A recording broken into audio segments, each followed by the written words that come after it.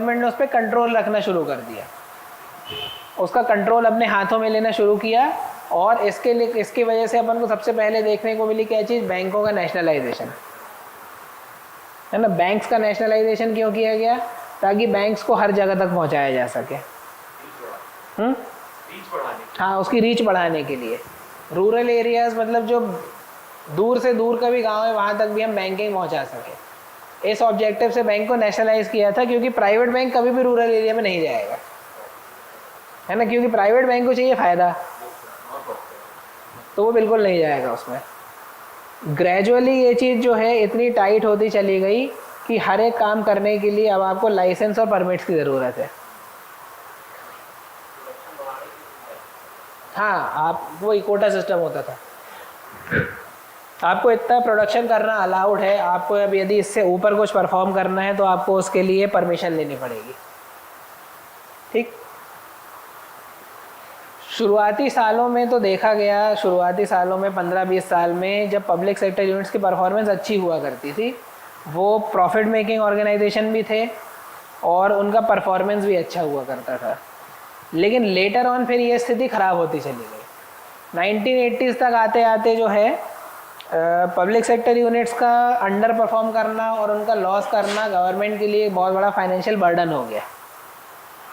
1985 में कोशिश की गई कि इकनॉमी को लिबरलाइज किया जाए, लेकिन उसमें कुछ दूसरी कंपनीज़ को या फॉरेन कंपनीज़ को आने के लिए कुछ रिलैक्सेशंस दिए गए, प्राइवेट सेक्टर को कुछ रिलैक्सेशंस दिए गए, जिसके तहत हमने देखा था कि मारुति सुजुकी की स्थापना की गई थी, है ना। मारुति उद्योग जो था, मारुति उद्योग भारत सरकार की कंपनी थी और सुजुकी और मारुति उद्योग के बीच में जॉइंट वेंचर करके मारुति सुजुकी की स्थापना की गई थी।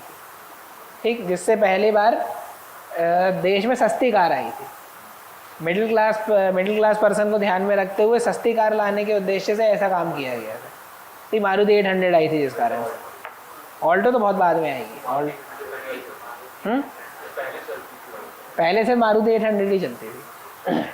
तो इस कारण से जो है चेंजेस करने के प्रयास किए गए, लेकिन वो प्रयास उतने ज़्यादा एग्रेसिव नहीं थे और उतने ज़्यादा होलिस्टिक नहीं थे कि कोई बहुत बड़ा चेंज ला सके सिस्टम में। लेकिन 1990 और 91 में स्थितियाँ बहुत तेज़ी से चेंज हुई। शुरुआत कैसे हुई, शुरुआत हुई उसकी गल्फ़ वॉर से, है ना।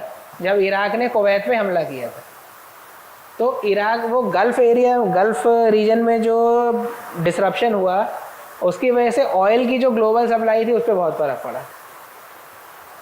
ठीक, ऑयल की सप्लाई फ़र्क पड़ा और ऑयल की सप्लाई कम होने से उसके मार्केट में प्राइस एकदम से बहुत ज़्यादा हो गया। क्रूड ऑयल का प्राइस बहुत ज़्यादा हुआ, तो उसमें भारत की बहुत ज़्यादा फॉरेन एक्सचेंज खर्च होने लगी। उसके बाद ये देखा गया कि पब्लिक सेक्टर अंडरटेकिंग जो है वो बहुत बड़े लॉस में है अधिकांश, क्योंकि वो ठीक से काम नहीं कर पा रहे, उनका परफॉर्मेंस बहुत बिलो पार है। तो उनके लॉसेस को पुजाने के लिए भारत सरकार के बजट से बहुत बड़ा हिस्सा जो है उनके लॉसेस को कंपनसेट करने के लिए खर्च होने लगा, क्योंकि कंपनी का शेयर होल्डर होने के नाते कंपनी के लॉस को पुजाना उसके शेयर होल्डर की, यानी कि भारत सरकार की जिम्मेदारी है। तो लॉस को पुजाना अपने आप में बजट पे बहुत बड़ा बर्डन था। उस दौरान भारत का इन्फ्लेशन जो था 1990 और 91 में 16.1 के आसपास पहुंच चुका था। पिछले कुछ सालों से उधार ले लेके काम चलाया जा रहा था, जिसके कारण फॉरेन डेट जो था वो लगभग 36% हो गया था, जिसको आमतौर पे जो है 10% के नीचे रखने की कोशिश की जाती है। वो लगभग 36% हो गया था और इन्फ्लेशन 16.1% के आसपास हो गया था।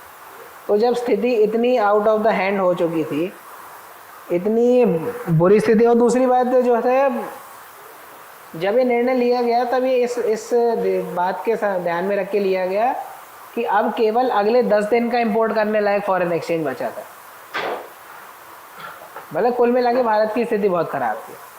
तो जो अंतर्राष्ट्रीय संस्थाएं थी जैसे कि वर्ल्ड बैंक और IMF, उनने आश्वासन दिया मदद करने का, लेकिन किन शर्तों पर, कि आपको अपनी पॉलिसी में सुधार करना पड़ेगा, क्योंकि यदि हम आपको मदद अभी करेंगे और आपकी पॉलिसी और आपकी वर्किंग इसी तरह से चलती रहेगी तो ये मदद भी ख़त्म हो जाएगी, आप वापस वहीं आ जाओगे जहाँ पर अभी खड़े हो।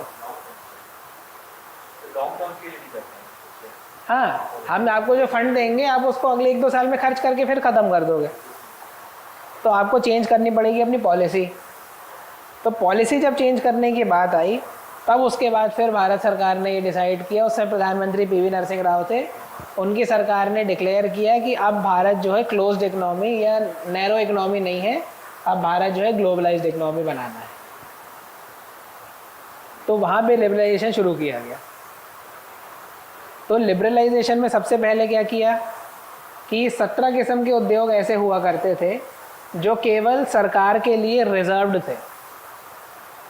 उन 17 में से आज की स्थिति में केवल 2 उद्योग हैं जो सरकार के लिए रिजर्व्ड है।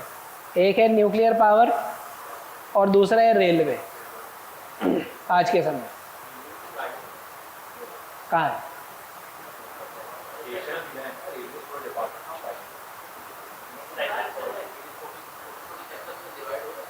जैसे नहीं, मेंटेनेंस एक अलग चीज़ है। नहीं, रेगुलेटरी की बात नहीं हो रही, बात तो शेयर होल्डिंग की हो रही है सर। आप प्राइवेट को मेंटेनेंस का ठेका देते हो तो वो तो सारे के सारे सरकारी डिपार्टमेंट देते हैं। अपने यहाँ के मेंटेनेंस का ठेका प्राइवेट एजेंसी को तो हर कोई देता है, सारे सरकारी डिपार्टमेंट देते, रेलवे अकेला नहीं देता।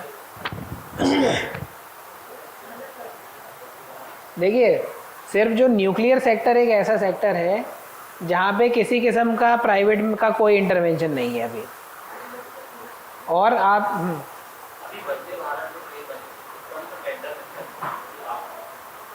किस चीज़ का टेंडर निकला था वंदे भारत का? मेंटेनेंस का टेंडर होगा वो।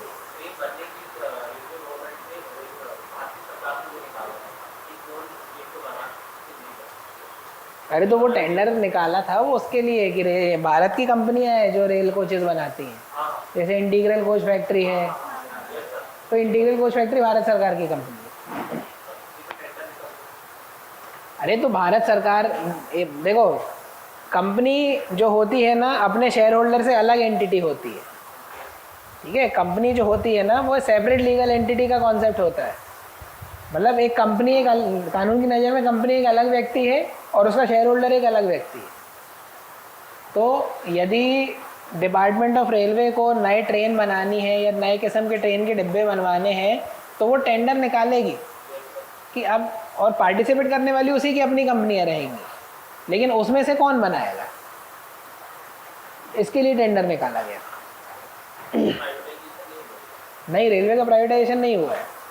रेलवे में केटरिंग का प्राइवेटाइजेशन हुआ है आईआरसीटीसी का। और आईआरसीटीसी का प्राइवेटाइजेशन भी किस तरह से है कि आईआरसीटीसी के शेयर मार्केट में उपलब्ध है ना। अभी तक किसी भी रेलवे स्टेशन को बेचा नहीं गया है। डेवलपमेंट एंड मेंटेनेंस के लिए, जैसे ये हबीबगंज स्टेशन है, ये डेवलपमेंट एंड मेंटेनेंस के लिए, आप बनाओ, उसका मेंटेनेंस करो, अपना खर्चा निकालो और वापस गवर्नमेंट को हैंड ओवर करो। बिल्ड ऑपरेट एंड ट्रांसफ़र होता है ना, जैसे उसी तरह से। तो ना कोई प्राइवेट ट्रेनें चलती हैं, ना कोई प्राइवेट रेलवे स्टेशन है और ना प्राइवेट रेल पटरी है। रेलवे पूरी तरह से सरकारी है अभी, ठीक।